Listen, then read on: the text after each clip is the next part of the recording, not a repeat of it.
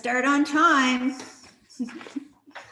So, good afternoon, fellow Rotarians. Welcome to the weekly meeting of the Rotary Club of Barrie, and a special welcome to our visiting Rotarians and special guests. Things go better when you are here. We will now begin the meeting with O Canada and a toast to the Queen.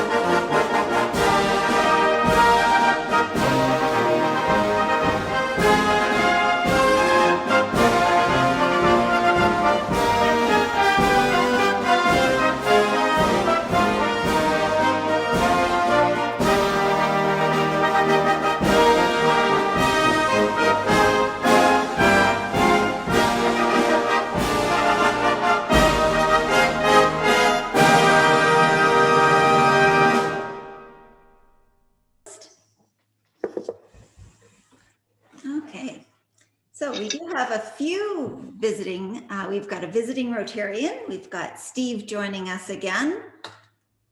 And Julia, our president of Rotaract, welcome. Is there any other visiting guests?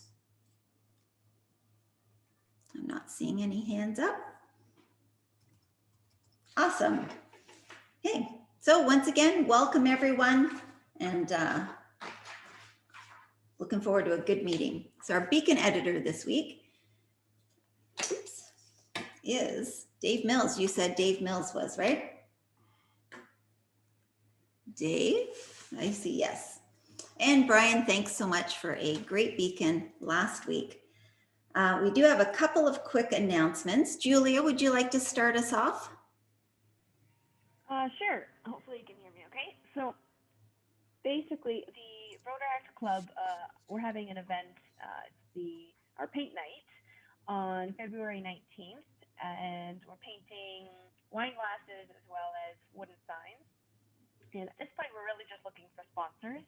The sponsors, you get a painted wine glass and or a wooden sign. There's different levels of sponsorships. There's $150, $300, and $600. So if you're interested, you can either reach out to myself or Bailey Few. Her email is bfew23@gmail.com. But feel free to reach out to me if you have any questions. And yeah, I think that's about it. Great. And Julia, do you want to just put a little note in the chat to everyone? A couple of those details? That'd be awesome. Yeah, I'll do that. And Ian, you have an announcement. Oh, sorry, President Deb, with regard to next week's meeting? Yes. Oh, okay, thank you. Yes, just a reminder that next week meeting, the Rotary Club of Barrie Charitable Foundation will be having our AGM, and that where we'll be voting on a couple items to do with approving our financials and such. And again, just a reminder that everybody who is a member of the Rotary Club of Barrie is also a voting member of the Rotary Club of Barrie Charitable Foundation. So again, that's going to be during our meeting next Thursday. Thank you, President Deb. Great, thank you. So that's the announcements I had. So what we're going to do is just get right into the club assembly. So a quick note, the motion has been changed since the club information session on January 14th. Thank you all who spoke passionately at the session, and for the many members who participated in drafting a compromise motion for the board's consideration. As noted in the email sent January 21st, the board voted unanimously for the motion coming before the club today. I'd like to now pass it over to Jeff to open the club assembly. Thank you, President Deb. I'll now call to order the January Club Assembly. The motion we have before us, as Deb read out, I'll read and share my screen so everyone can see. The motion as it's presented is to replace the current custom of members will sing Rotary Grace, O Canada, and a toast to the Queen of Canada. Members not in their places when the bell is rung will be fined by the SAA at the discretion of the president or chair. 2, members will start each meeting with a moment of reflection, which includes a non-religious Rotary invocation, the singing of O Canada, and a toast to the Queen of Canada. Members not in their places when the bell is rung will be fined by the SAA at the discretion of the president or chair. And the Rotary invocation is for good food, for good friends, and for the opportunity to provide service above self through Rotary. We are thankful. I present this motion. Do I have a seconder? Marshall? Jeff, I second the motion. Okay, thank you. I'll now open it up to discussion. Just so that to reiterate what President Deb said, we do have a guest speaker, MPP Doug Downey, on the line today, so we will be having the vote. I would ask that everyone be conscious of each other and their times and to keep their comments as such to brief. We will be using the raise hand feature. So if you, we did this 2 weeks ago, so if you raise your hand, we'll call on you to speak. Any non-member voters in the waiting room, being Julia and Steve at this time, when we get to the vote, we'll be placing you into a waiting room so that you won't be able to vote at that time. So I will now open it up to discussion. Chris?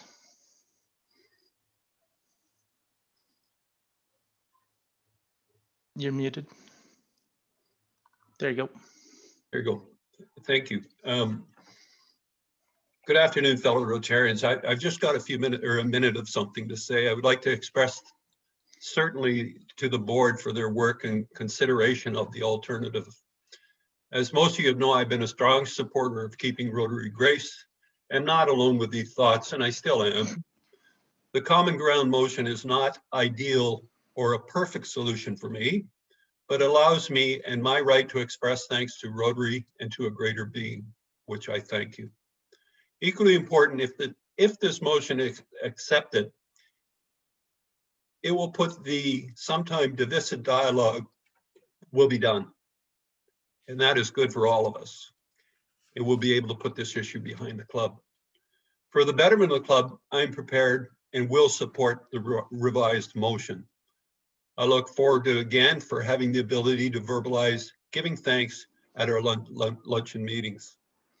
Assuming the motion carries, I urge President Deb and the board to add a slide including the new grace into the screen of the Zoom meetings until we can meet face-to-face again. This will allow many of us to participate in this part of the meeting again. So let's get back to fundraising for our communities and doing the good work our club has done for generations. Thank you.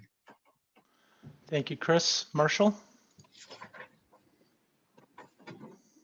Thank you, President Deb and Jeff.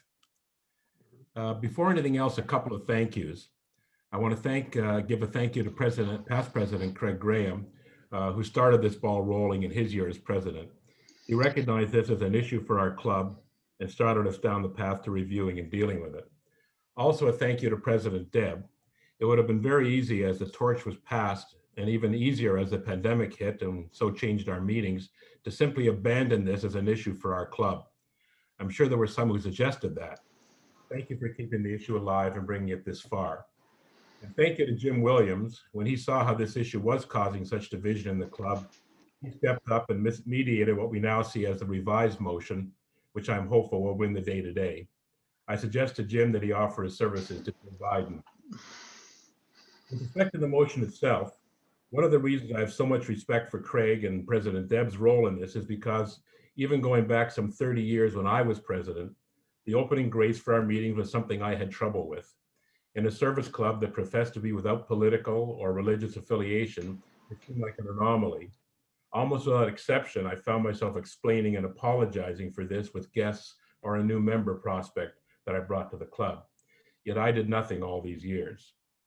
There were two items, interestingly, from this month's Rotary magazine that are all I need to refer to.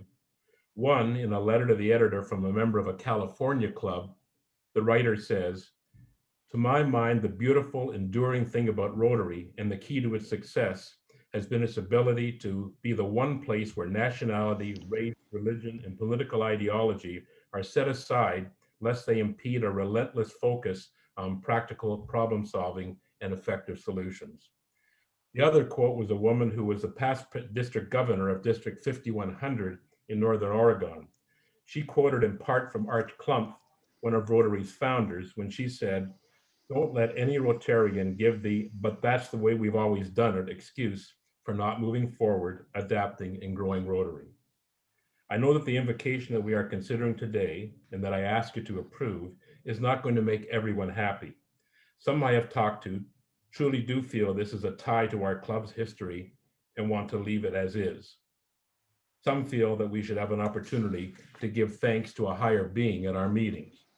And some want the whole idea done away with as being old-fashioned. And I appreciate all those feelings, including those that Chris has just expressed. However, what I have learned in over 40 years of dealing with disagreements and disputes is that the resolutions that work are the ones that make all sides equally unhappy. This is a compromise. I truly feel that this is an important signal that we are sending out today. Barrie has changed dramatically in the 48 years I've lived here. We have important and vital business people and professionals from all ethnic and religious groups in our city, yet few are members of this club. This could be an important move to motivate some of these people to join us and to repeat, to help us in our relentless focus on practical problem solving and effective solutions. Thank you, Chris, for agreeing to this compromise. And please, members, vote to approve this compromise resolution. Thank you, Marshall. Does anyone else want to say anything?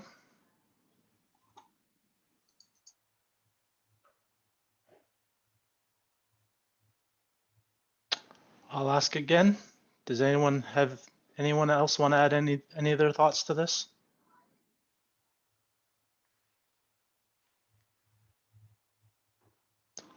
Seeing none. Okay, thank you, Dave. And Julia?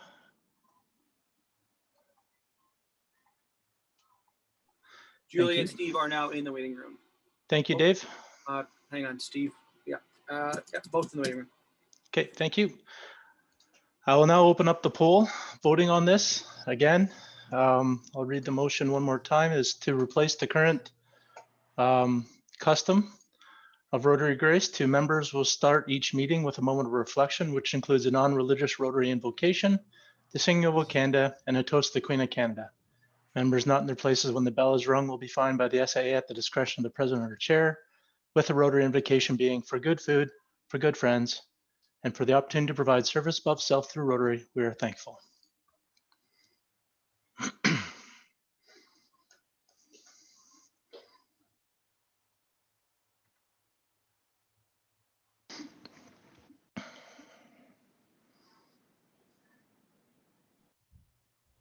Jeff, it's Bud Gooderham. If we've already voted, it's not necessary to vote today. If you're online, Bud, I would ask that you vote and your pre-vote would have been erased. Okay, thank you. you.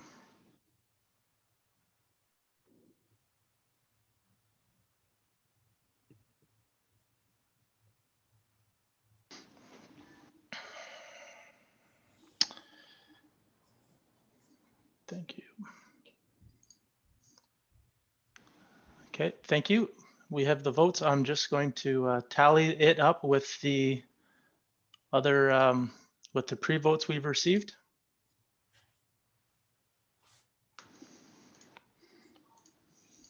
How many proxy votes did you get, Jeff? I had 19, I had 20, Chris. Wonderful. It was a lot. And then with the two people out, we have 72 members in attendance. So I guess that would be 92, half of which would be 46 to pass. Well, yeah. 47 to pass. Thanks all the members. It has passed at 90% vote. I vote to adjourn this club assembly and thank everyone for their time.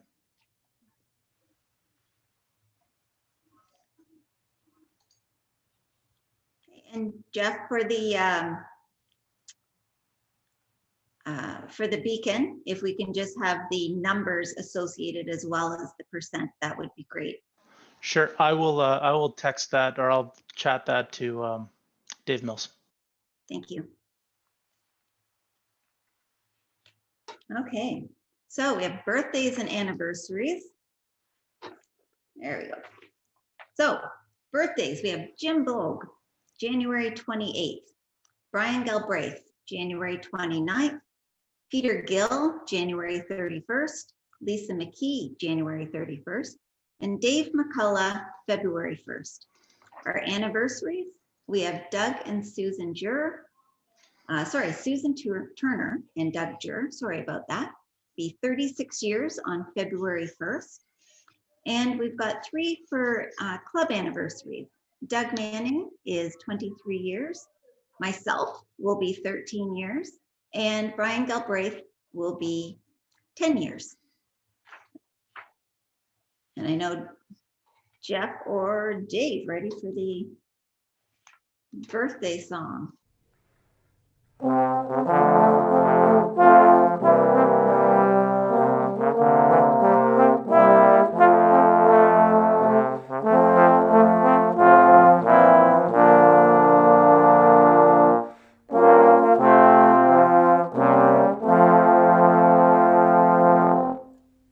Happy birthday.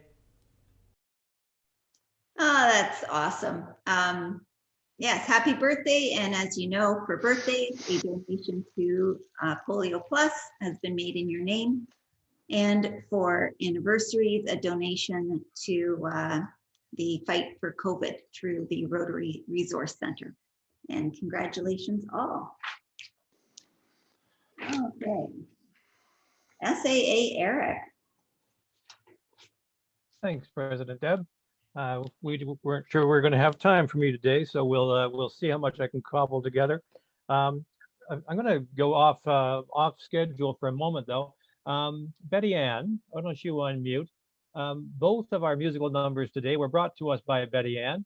Do you want to tell us a little bit about our O Canada and our amazing trombone? Happy birthday!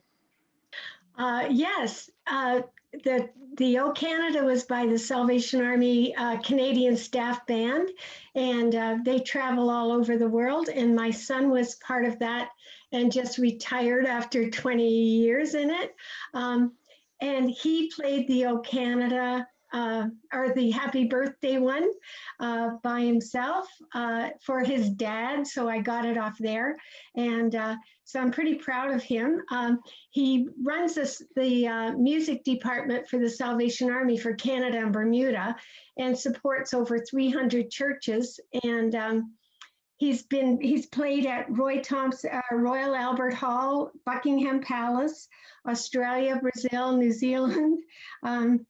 And he took a group of young people to the Rose Bowl. They marched in the Rose Bowl. So I might be in trouble, but I'm pretty proud of him. And he started out not liking to do anything at about 11 years old. And a gentleman took an interest in some young people. And that is where he ended up now. And he forever is thankful. So when you reach out to some young people, you never know what difference you make. Done. Thanks, Betty Ann. I'm a little partial because I played trombone myself throughout my youth and through university in marching bands and stage bands. And so President Deb, I mean, Betty Ann did express an awful lot of pride there. Do you think there's a pride buck involved, or are you good with the content she provided to the club? Well, it was nice that she provided a video because it's always nice to have that kind of content. But I don't think we can let her off the hook that bad. I like that proud buck. Okay, proud mama. I'll send you some. Thanks, Betty Ann. It was a real treat to see those, and I think we'll be seeing those in our rotation pretty regularly. Let's see, Secretary Jeff, what do we got there? And I think I've got a Brandon note to bring forward. And Scotty, thanks for sending this in. Clearly, you've been keeping an eye on Brandon's due, and shearing. We're at $3,210 raised to date. Jeff, did you get the video, and could you toss that one our way?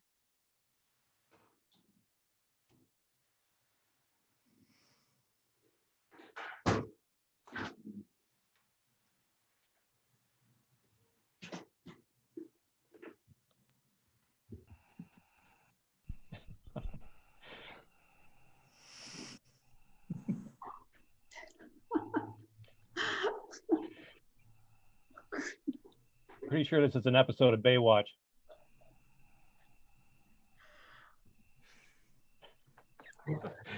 Well, I do think I saw Brandon online. Brandon, you want to tell us how it's going with the hair and what your plans are? It's going magnificent. As you can see from the video, just can't help but smirk at the end, feeling it flow around. But at this point, we've already passed the original end of the program, so we're not really pushing too much for donation and everything. But whatever the winner ends up being, it's getting bigger every day, and I really look forward to the end of the state of emergency so I can get it cut. But now also, so originally we talked about just keeping it for a day, go to a legitimate business meeting and such, but obviously it's gone well above what the expectation was. So for every $1,000, I'll do an additional work day. So that puts me into the Monday, because I'd probably cut it on Wednesday night, have the video for Thursday being the first day, then Friday, and then Monday. So it ends up being an orange mohawk. It's getting taller. Nice. Remember that if it is a mohawk, it's not a proper mohawk unless it is fully erect. So it'll have to be a lot of mousse in there. Your flat hair mohawk isn't going to cut it. It is actually getting pretty hot.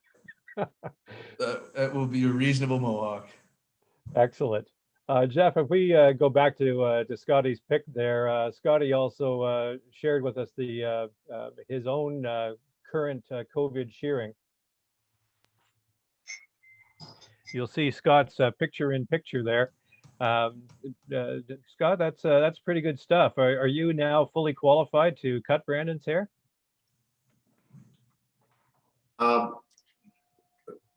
Sergeant Eric, if you saw the other 1 minute 53-minute clip of my cutting my hair, you would be sure that I shouldn't cut any hair whatsoever.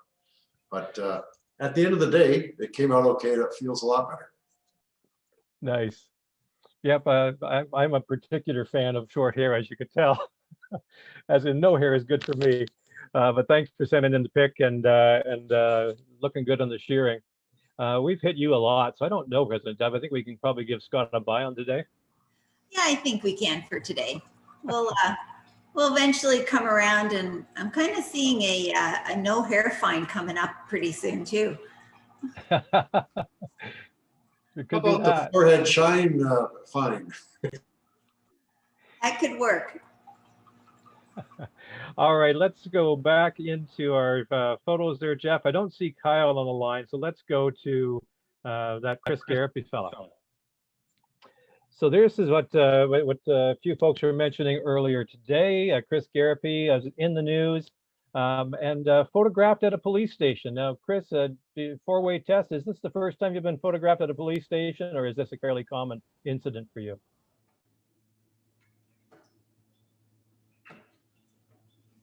You're on mute. President Deb, Sergeant Arms Eric, I have in fact been photographed at a police station a few times.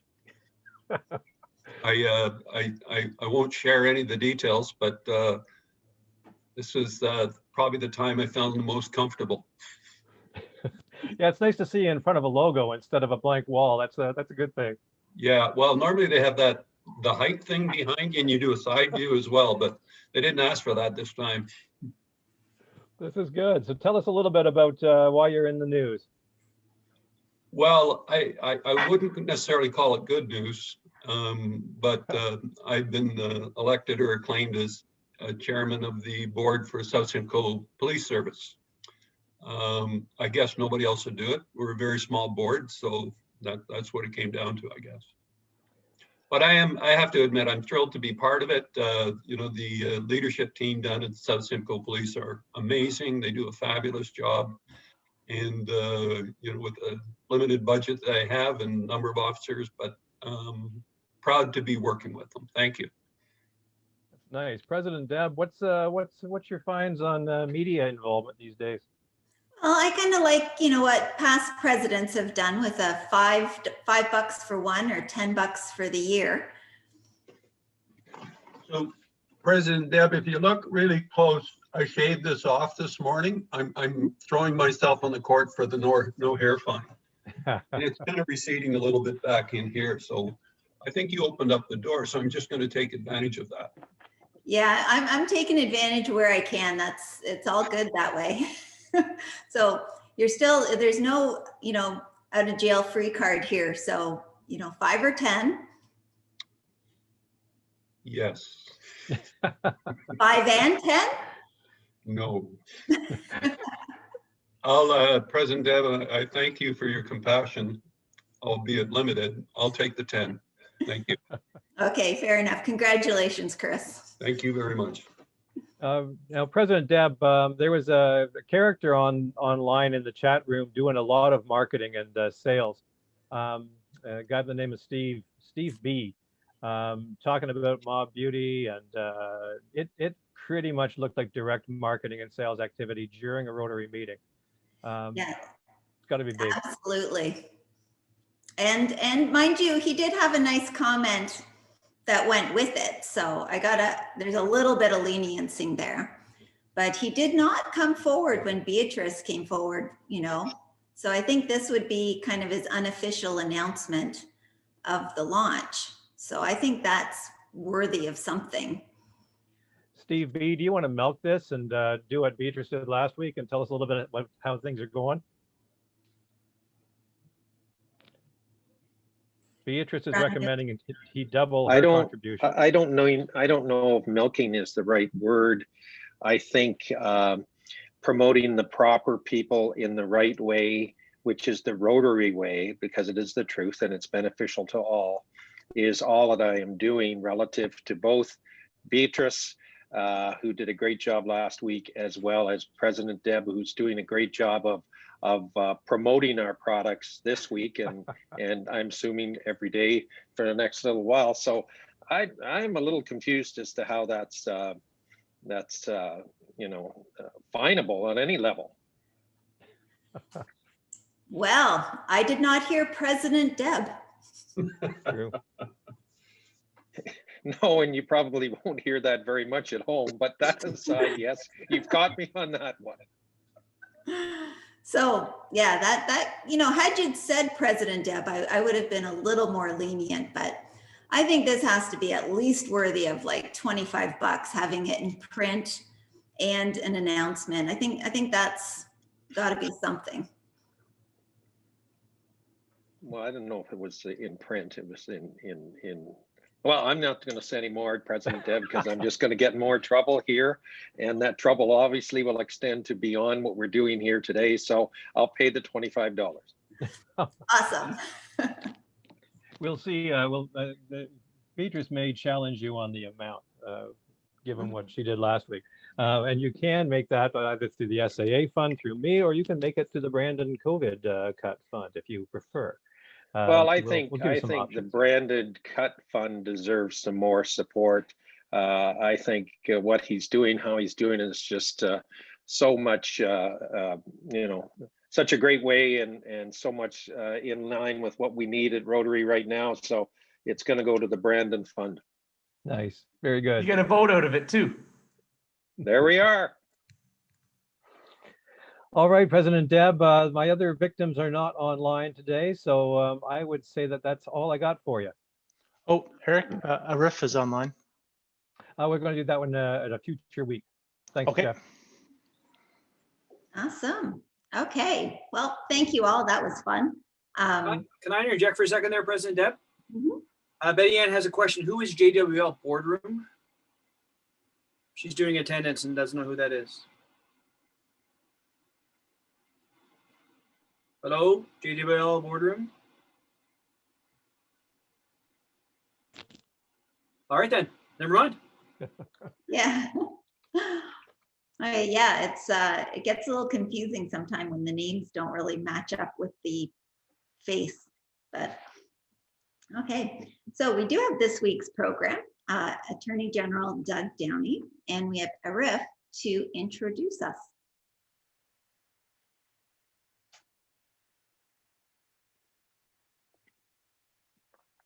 Good afternoon, President Deb, fellow Rotarians. It is a pleasure to introduce this week's guest, MPP Doug Downey, also the Attorney General for Ontario.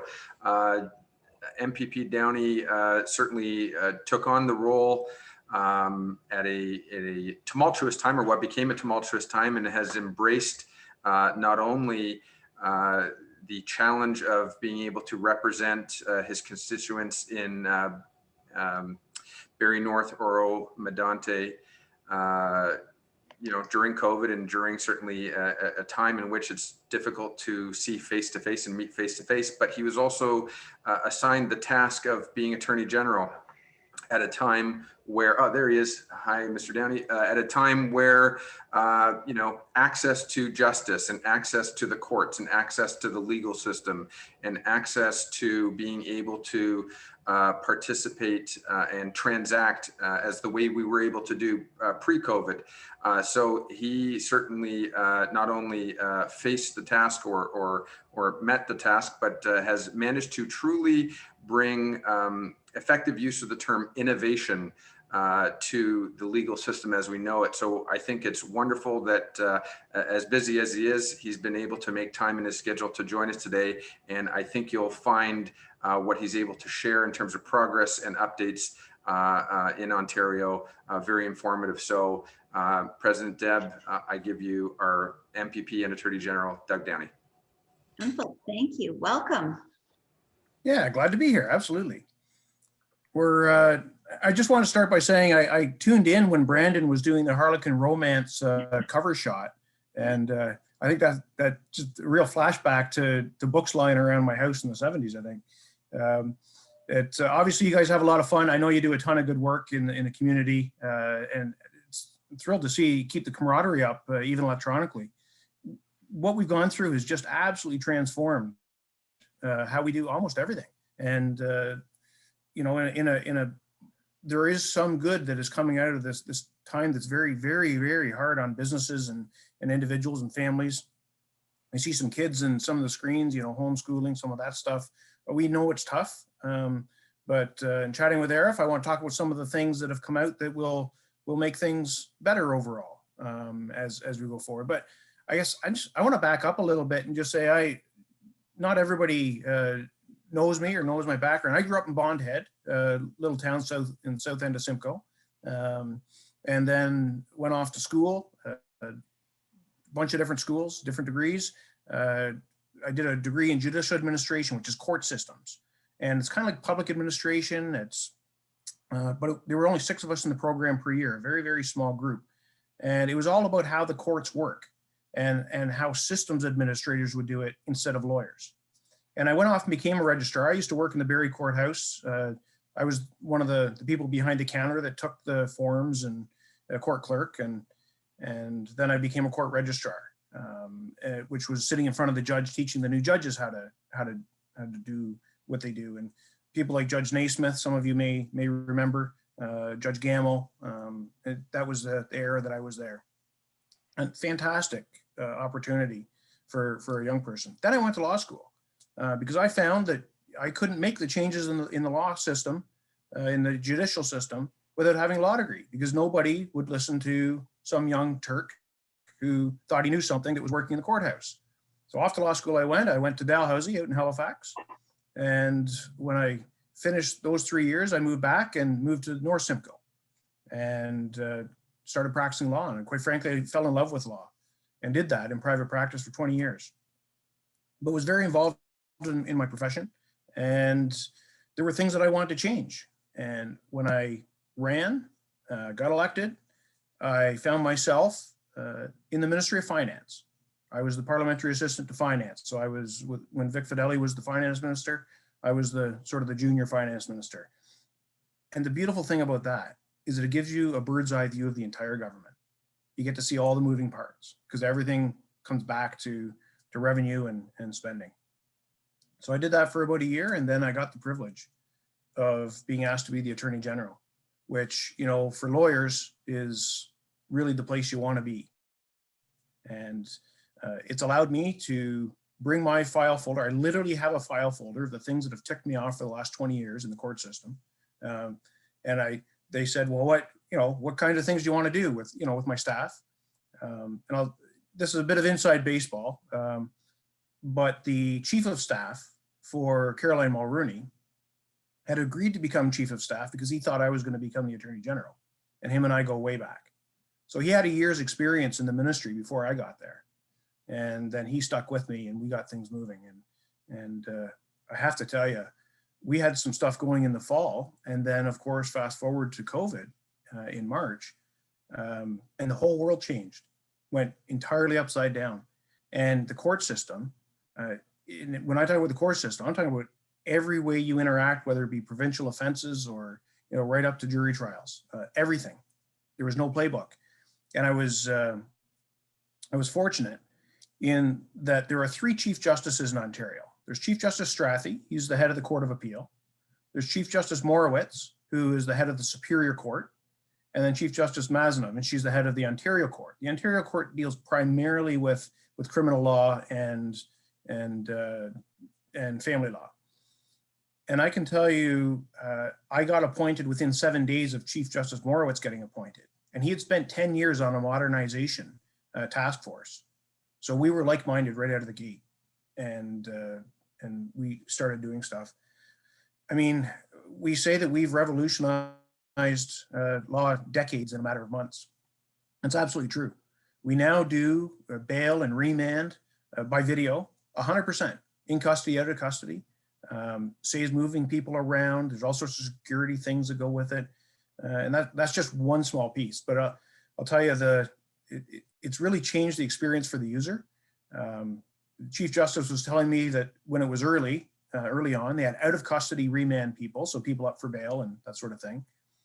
And the judge goes on first and people go on. Well, then the accused comes on. And she said, there he is in his pool with a Mai Tai on his floaty doing his remand hearing with his phone.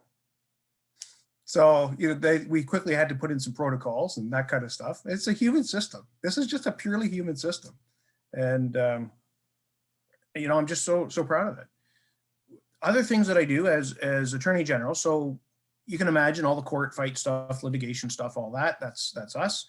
But the other half, which I hadn't fully appreciated until I got there, was that I'm the chief law advisor for cabinet, for government, or for the premier, to say yes, no, maybe here. And look, I'm just sort of the point person. There's teams and teams of lawyers that are the best in the country at constitutional law and things like that. It's a very impressive ministry.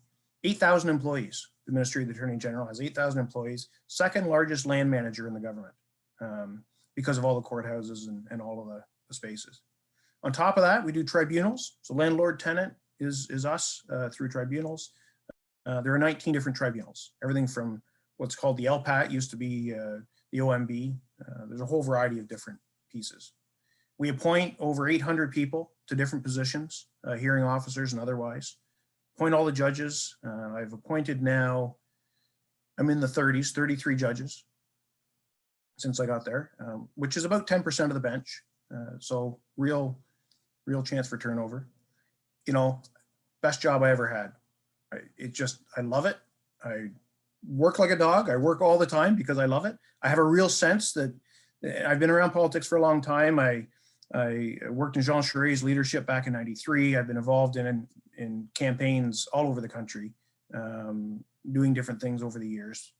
And I sat in a municipal council for a little bit as well. But it's really, I have this real sense that time will pass. If I don't do it now, it's not going to get done. And so I wake up in the morning, I'm like, what are we doing today? And my team is just amazing, just a phenomenal team. And I have to say, my colleagues in cabinet and across government, there's a lot of names that you've probably never heard of. To be honest, Peter Bethenfall, I'm going to throw that out as a name. He's now the finance minister and treasury board president. Man, he is one impressive guy. He ran DBRS, which is the bond rating service for governments. Really understands the financial world. All sorts of really fascinating people, different backgrounds. And of course, Andrea Kanjan, who many of you will know, smart as a whip, and she is one hard worker as well. You're well represented in Simcoe County, I'll tell you that. And there's lots of good stuff going on. So Arif, I don't know, or President Deb, I don't want to sort of ramble on too much, but I'm happy to answer any questions if people have questions or thoughts. Happy to do that. Great. Let's see. Do we have some questions? And if you hit the hand button, that will help kind of pick out. Go ahead, Eric. Thanks, Jeff, and thanks, Doug, for being here. I'm appreciating your Bell Let's Talk to. We've called Dave McCall and I got one of those at a lunch a while back as well. Can you tell us a little bit about your views on how you talked about COVID and some of the delays in the court structure, but also in delays in care for mental health and for other areas? What are you hearing, and how are you? How's your government helping to kind of address those delays and treatment? Yeah, it is a great question, because I mean, the mental health component of what's going on is so significant. I would have to say in the early days, it really wasn't as much of the conversation. Minister Tabola, who's the mental health and addictions minister, really smart guy as well. He's just finished his PhD in that area. Now it's part of every call, because we've recognized fairly early on at the health table that if we do something, it has an impact. So we're doing a number of things. We've put, quite frankly, a ton of money. I'm in charge of a lot of the victim services, so we've put extra money into that early on to make sure that housing services and others have what they need, and particularly to keep the workers safe as well, right? All the remote stuff. And so you're seeing a lot of money. You'll see announcements today being echoed today because it's Bell Let's Talk Day. And there were some recently, were tens of millions of dollars into those services, because it is,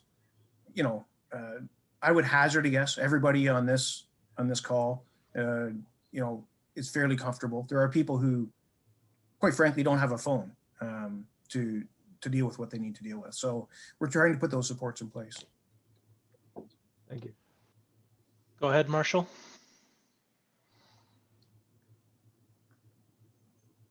Hello, Doug. I've been I do a lot of work on LPAT, and I've been doing a lot of virtual hearings, which are a mixed blessing for lawyers. On the one hand, I can wear slippers to my hearings now, even though I do have to still wear a tie. But I'm wondering if you've had any comments on access to justice through hearings.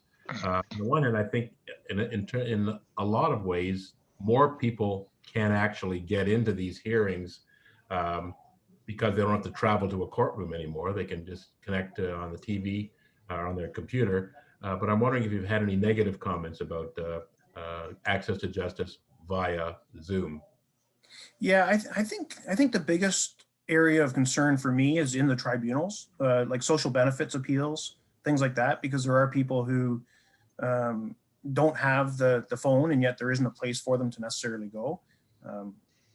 We've got some of that figured out for Ottawa, and we haven't announced it yet, but for some areas where there will be some physical space they can come safely to use.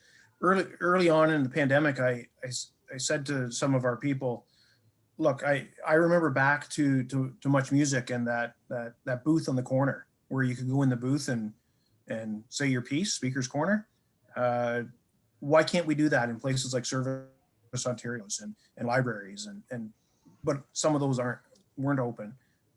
We do have to fill that gap. The other piece that I'm really pushing on is in terms of access to legal aid.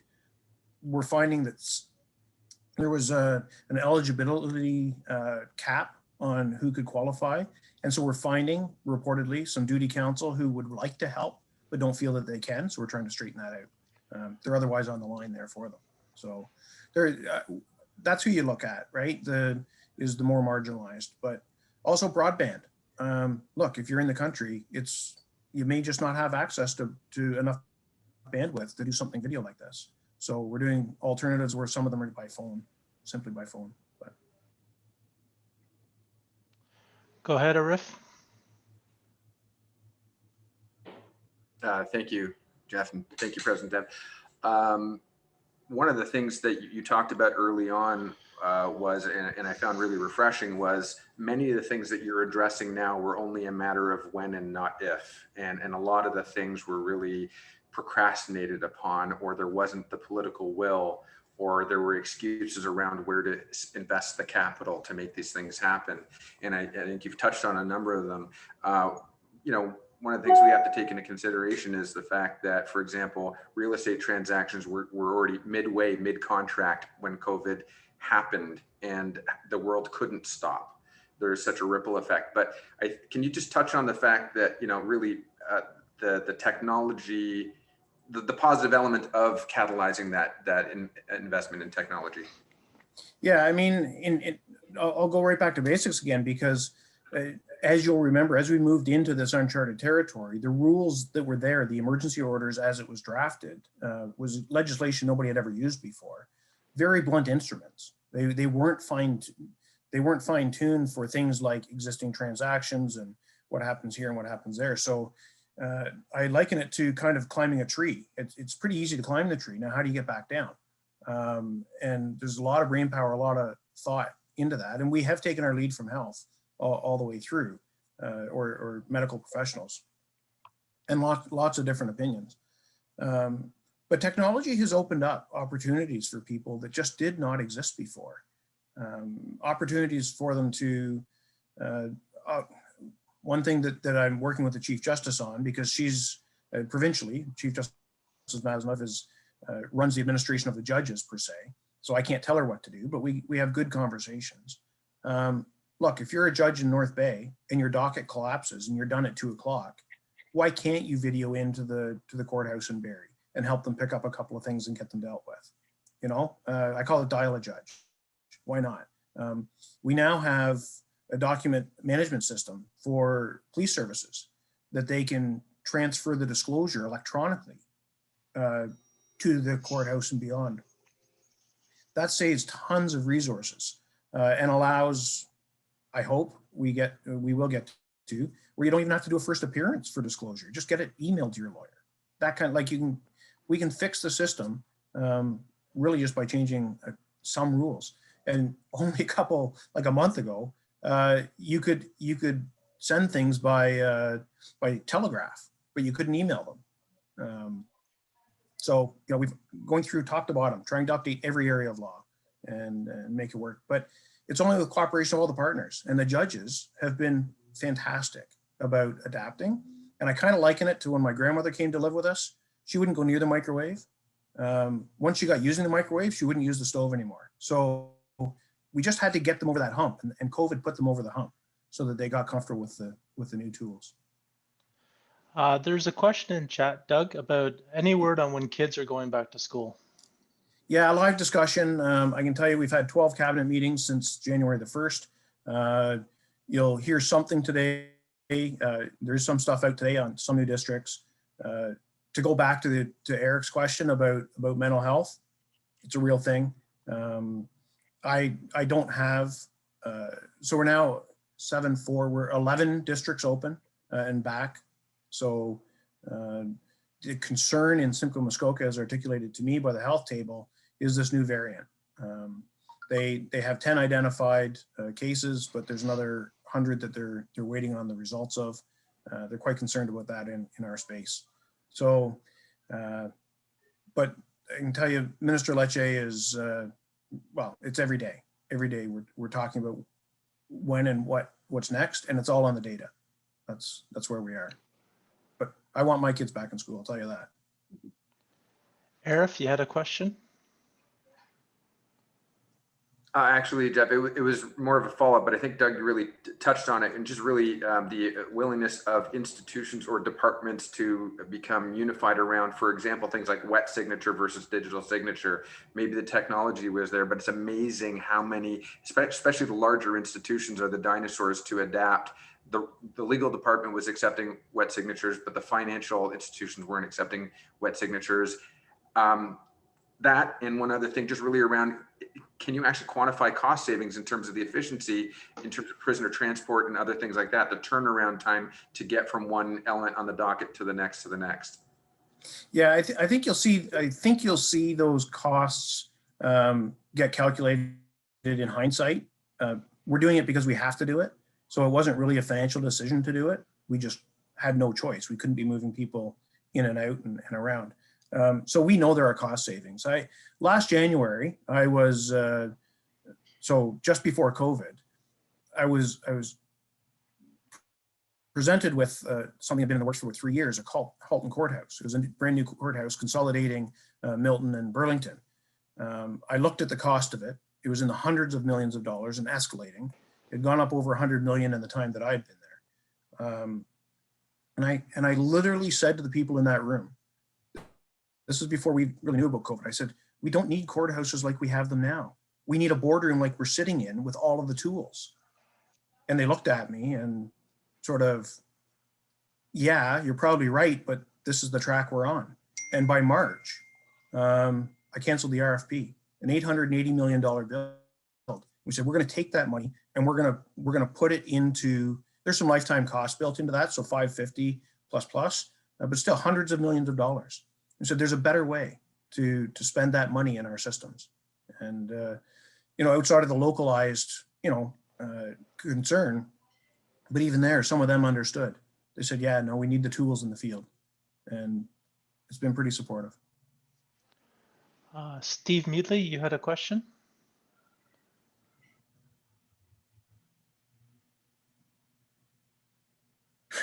I did, Doug.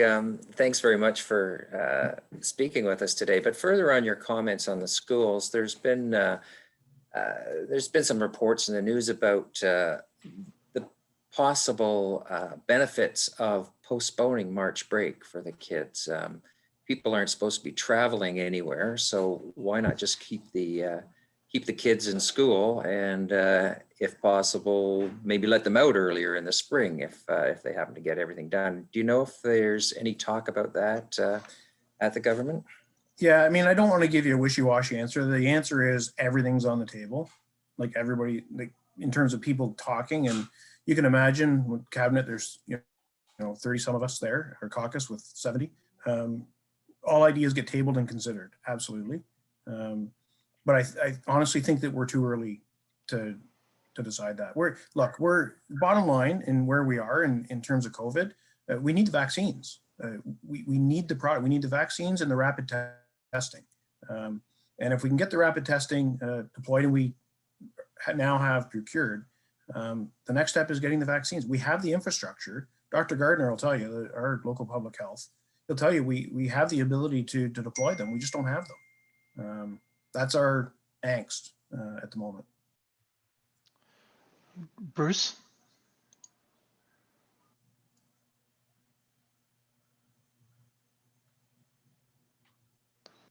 Yeah, thanks. Hi, Doug, and thanks for taking the time today. My little pet peeve question is going to be, can we get the highway speeds put back to where they should be? Well, true story. I was driving down the highway the other day doing 130, past a cop doing radar. And then I realized I'm actually not the fast one. Everybody else was ahead of me and going faster. So he didn't flinch. There's all sorts of studies on that stuff. I haven't really turned my mind to that. They did do some pilots down in southwestern Ontario where they increased the speed a little bit. And that was just last year, I believe, maybe, or the year before.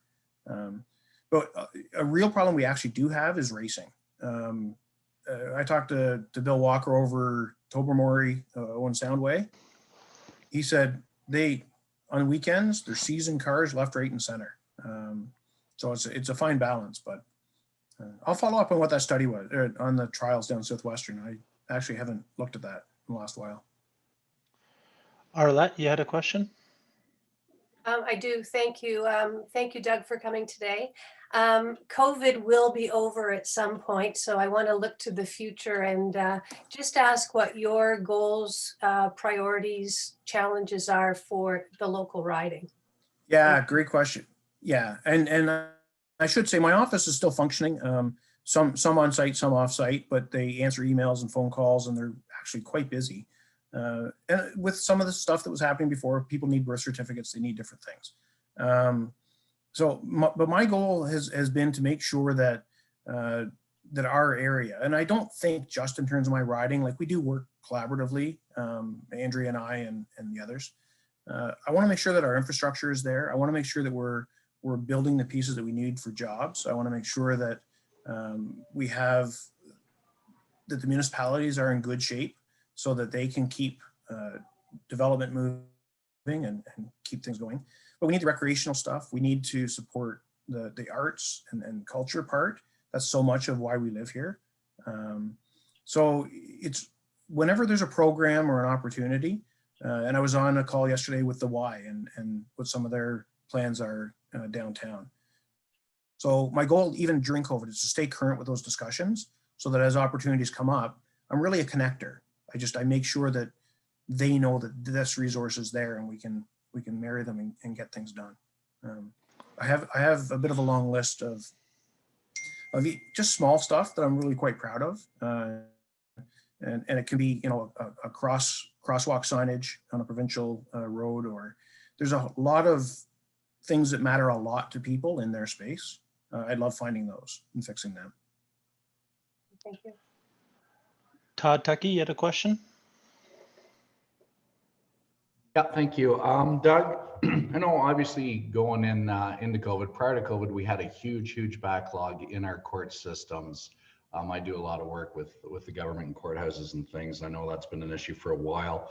And I've talked to a few justices in the past and some lawyers, and there was a discussion about possibly looking at a way of expediting some of the minor issues, putting them through the judges online where they can get the two parties together, whatever, and doing like a quick review to assess whether it should continue or whether the judge say, you know what, there just isn't enough here, or it's dragged on too long, and we're going to look at dismissing this in order to expedite things and get to the more serious cases that really need to be in front of a court. So is there anything happening in that regards, Doug?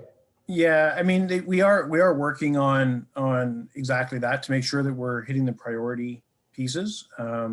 We have a decision called Jordan, which is about delay. And what it says is somebody needs a hearing, needs a trial within a reasonable time, reasonable being interpreted at some point in the future in COVID, because we don't know. But that's why we're trying to outfit all the courtrooms and hearing spaces and give all the judges the tools they need and whatnot to do those remote hearings. They are fairly aggressively doing it. I do have a concern with we're getting a increasing backlog of some of the criminal stuff. That's a major concern. In other areas like landlord tenant and whatnot, there's about 70 or 80,000 landlord tenant cases a year files. Last January, again pre-COVID, I was out in BC for a meeting of provincial AGs, and I struck a deal with the Attorney General of BC that they would license us their online tribunal program for $1. I still have to spend tens of millions of dollars to operationalize it, but I got the licensing for nothing. That's in the works. We started, it'll be done this year. That will create the ability for 14 tribunals to be able to do things online in a way that, by BC stats, over 4 years, 75% of the matters are settled early, never have a hearing. So it's a really successful model. Good. It's good. Thank you. Bob Greer, you had a question? Thank you, Doug, for attending today and enlightening us on your MPP appointment. Can you tell me what the most positive thing out of COVID has come for you? Like obviously you've had to change everything that you've had in the past to something that's going to work in the future. In the future, do you find out that a lot of stuff that you have arranged in order to get where you are today may stay in place and continue to advance because of COVID? Yeah, we have fundamentally changed the way the justice system works, and it will not go back. The tools are in place and people like it and they're using it. It's better experience for the people who need to access it. Again, we like some of the, it's not just the judges, they're just one piece of the puzzle, but even the court workers. I'll give you another example. For estates, when you need to file for probate, the old system was paper-based. You had to deliver the courthouse and they had a process, whatever. You can now do it electronically, and they're getting them back within a week instead of 7 months. There is no reason to go back. To go back to the old system is to presume the old system was working, and it wasn't. So it's very satisfying for me to know that we have absolutely transformed it and in a better way. And COVID made that possible. This would not have happened at the speed that it happened if it wasn't necessity.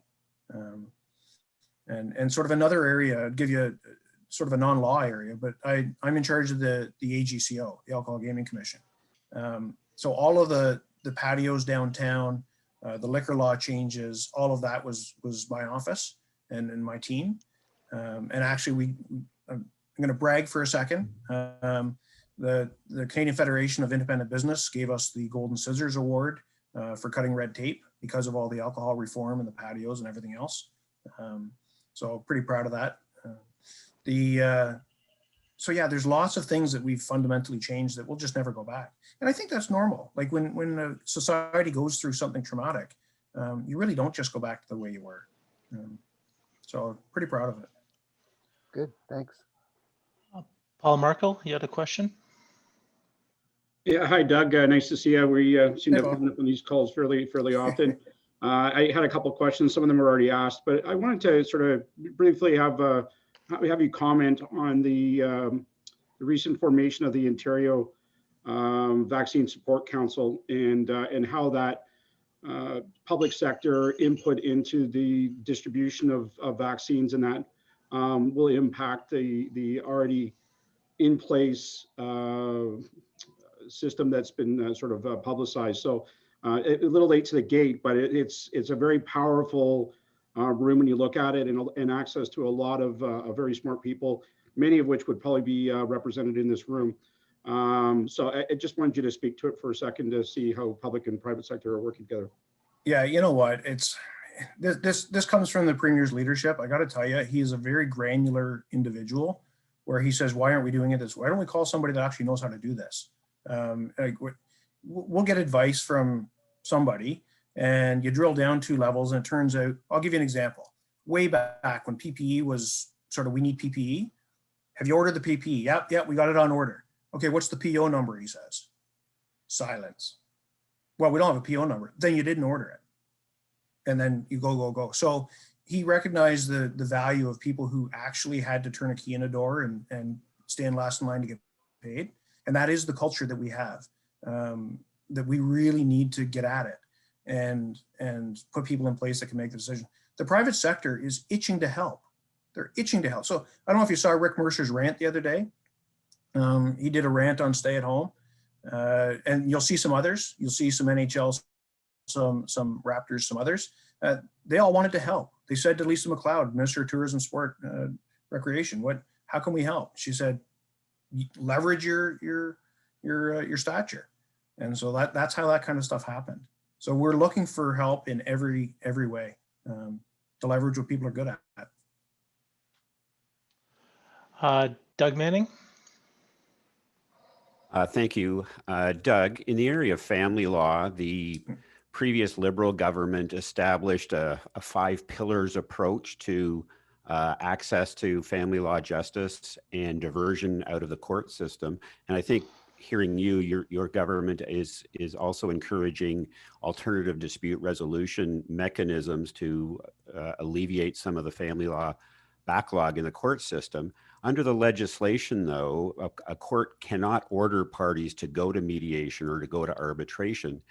Is a change in the provincial legislation to allow a court to order parties to go to an alternate dispute resolution mechanism in contemplation?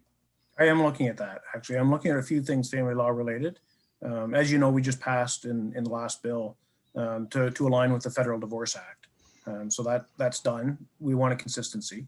And I'm a big proponent of unified family courts. I'm pushing a lot on that so that we can have, right now, they exist pretty much except for Toronto and in the north. And again, this is inside baseball with the judges, but one of them wants the north solved first and the other wants Toronto solved first. And so we're working through that. So yeah, mandatory mediation, case management. I got put a couple more, 3 more DMOs in place a couple weeks ago, Kingston and other places. Yeah, we have to make it easier for people. The system it's too cumbersome, too costly, too cumbersome. A friend of mine who developed something like TurboTax, but for family law, is working with Pro Bono to see if they can launch something. So, you click, are you this, then it opens up different schedules and it helps you do that. So more work to be done there, but the short answer is yes, I am looking at that. Thank you. Rory, you're the last one. You have a question? I do. Thank you very much for your talk today, Doug. This has been some fantastic information. I was curious if you have additional insight around the new program that has been launched to support businesses, the highly affected sectors, credit availability. So have you heard of the applications that have come in? I know the BDC has launched this, and second part of my question would be, do you anticipate an additional Canada Emergency Business Account expansion? Yeah, so I don't know about the federal stuff, what they're going to do next. I know the business support grants that are us provincially are out there. That's the 10 and 20,000. There are support grants if you've had a downturn in your revenue since last year to this year, you qualify for that. So there are a lot of them out there. If you literally, I'm not just because I know it's there. If you go to my website, there's a link to another website. And I forget the name of it. It's something like "We'll Get Through This." But it's a really good website of all the programs, federal and provincial. And I can flip that to Arif, and he can distribute it if you want. But it's quite good. Thank you. I'd love to have that link. Appreciate it. Awesome. Thank you. And so, Arif, you have a quick question? Sorry, President Deb and Jeff, I know you said it was the last one. Just, Doug, would you kindly just share, you're on LinkedIn. You do a lot of posts on LinkedIn for anybody in Rotary who's interested in your updates, your weeklies, all of the successes or things that you're rolling out. Is there a better way for people to follow you though? Because it's really informative. Yeah, I do Twitter, Instagram, LinkedIn, and Facebook. I use Twitter very much as a news feed. So we put things out there sometimes, just sort of announcements. LinkedIn is really more business development. I treat LinkedIn more as a business card registry, if I can put it that way. And so some things go on there. The volume goes on Twitter. Instagram has to be more, I'll call it retail. So if you want to catch everything, it's probably Twitter. LinkedIn is, we try to put substance in there. Wonderful, thank you. And Marshall. Thank you, President Deb, and thank you, Attorney General Donnie. One thing I've not been known for is being an ardent supporter of any particular political party. And perhaps as a result of the work that I've done through most of my career, I've developed what I call a healthy disrespect for many politicians. For Doug Downey, though, I did and still do have a regard for him as a legal colleague. But I also want to relate a brief story from my experience with him as a politician, and especially as our Attorney General, which made me change my opinion of at least one politician. Days after the start of the emergency orders due to the pandemic, I received a call from my daughter, Sesha. Sesha practices law in Barrie, and her practice is heavily weighted on wills and estates. She was concerned that with the pandemic, there were even more people looking to make sure they had up-to-date wills. However, the Wills Act required 2 witnesses and the lawyer to be in the same room and actually see the person signing. So what to do? I had Doug's cell phone number from a county matter that I had been dealt, but I've been working with him on. So I left him a message, and 15 minutes later, I received a call back as he was driving to Queen's Park. He acknowledged the problem, said he would be meeting shortly with the Ontario Bar Association, would discuss the issue, 2 weeks later, he was announcing amendments to allow virtual handling of wills, instructions, and signing. I have to admit that to that point, that was the fastest service I'd ever received to a problem that I had presented to any politician. And I want to thank Doug for that and for his presentation today. Doug, I've watched and continue to watch as the judicial system has been evolving and finally entering the 21st century. It has been enlightening for me to hear some of the inside stories and an honor for me to thank you for your role in helping that happen. Thank you very much for your talk today. Thank you also for the links that you've given us so that we can contact you in the future. Again, thank you on behalf of Rotary. Thank you so much. Thank you very much, Doug. I certainly appreciate, I kind of mirror Marshall with struggle with following politicians or different things like that. But a while back, you caught my attention, and I certainly enjoy that your very straightforward, pragmatic approach to issues and things. And it just makes it like you're sitting across the kitchen table and dealing with it. So I really appreciate that aspect of it. But we do have a certificate of thanks, which will pop up here in a second. There. So it's a certificate of appreciation on behalf of the Rotary Club. A thank you for being our guest speaker today. Rotary, of course, is this close to ending polio worldwide. So 10 polio plus vaccinations have been made in your name, along with Rotary's polio resource centers are helping the fight against COVID-19 by supporting preparedness and response activities in many countries. A contribution towards the COVID-19 efforts have also been made in your name. So thank you very much for coming and speaking with us and spending so much time. I think the questions could have kept going. So I hope that you'll come back and visit us very soon. Absolutely, would love to. Thank you so much. Thank you. So we have President Deb's Stronger Together, Together Inspired moment. It is a continuation from our how Apple has changed the world. So we're at number 5 and 6. So products as accessories. More than ever, Apple's beloved Macintosh, the iPhone, has shown how important it is to connect elegant industrial design with beautiful and intuitive interfaces. Words like simple, magical, and delightful now rule product design, and our devices are as much fashion statements as they are digital tools. The other is the need for speed. In order to keep up with the increased demand for data following the iPhone's initial release, AT&T, the product's original exclusive carrier, introduced nationwide 3G service at a cost of $20 billion. Today, every major carrier in the US supports 4G speeds that are fast enough to rival that of broadband. So truly, the judicial system has taken advantage of the speed, and Apple is certainly helping to pave the way. So with that, having no other business, for the good of Rotary, I declare this meeting adjourned. Thank you all.